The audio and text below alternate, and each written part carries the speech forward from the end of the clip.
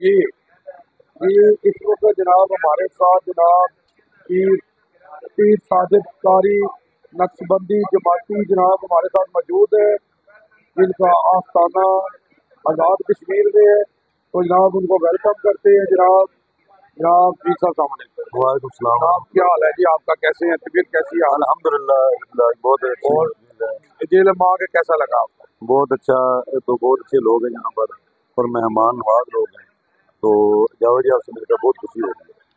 جی تو جناب پیر صاحب کچھ کہنا چاہیں گے، آپ کیا کہنا چاہیں گے میں پبلک کو، کیا میسج دینا چاہیں گے؟ میسج میرا ایک ہی ہے کہ خدا را آج جو حالات جا رہے ہیں تو ہم بچ اسی صورت میں سکتے ہیں جب نبی کریم صلی اللہ علیہ وسلم کی ذات کو مشرہ بنائیں گے بے شک اور قرآن کو ترجمے کے ساتھ پڑھیں بے شک اور حضور کی سنت پر عمل کریں اور نماز پاکستانہ کی پابندی کریں کیا اور اہل بیت صحابہ سے محبت کریں۔ بے شک جی، بے شک جی، میں کہوں گا جناب کہ جو مشکلوں کو مشکل میں ڈال دیتا ہے، جو ڈوبا ہوا سورج نکال دیتا ہے، ہم نے بچپن سے یہی سبق سیکھا ہے، ذکر اللہ ہر مصیبت کو ٹال دیتا ہے۔ سبحان اللہ۔ آپ لا الہ الا اللہ جی، تو جناب کیا کہیں گے جناب؟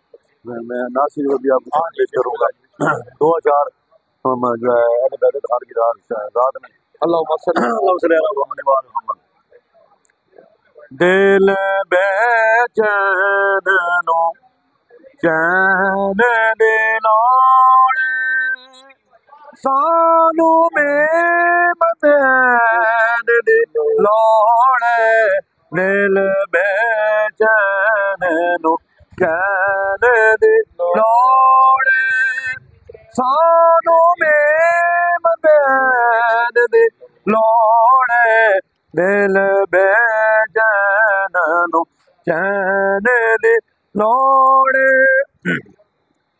اور تو سانو ہوڑ یزید مبارک، تو سانو ہوڑ یزید مبارک، سانو حسن حسین دی لوڑے لوڑے، سانو حسن حسین دی لوڑے سانو میں مدین دی لوڑے دل بے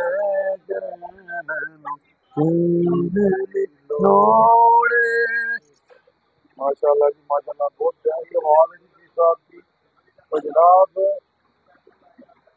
میں کہوں گا جی کہ کیا بیان کریں رسول اللہ کی شان میں، اللہ نے سب کچھ نازل کر دیا ہے قرآن میں۔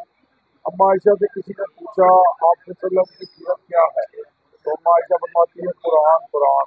آپ صلی اللہ علیہ وسلم فرماتے ہیں قرآن پڑھا کرو، قرآن پڑھا کرو، یہ تمہاری سفارش کرے گا، قیامت کے دن تمہاری سفارش کرے گا۔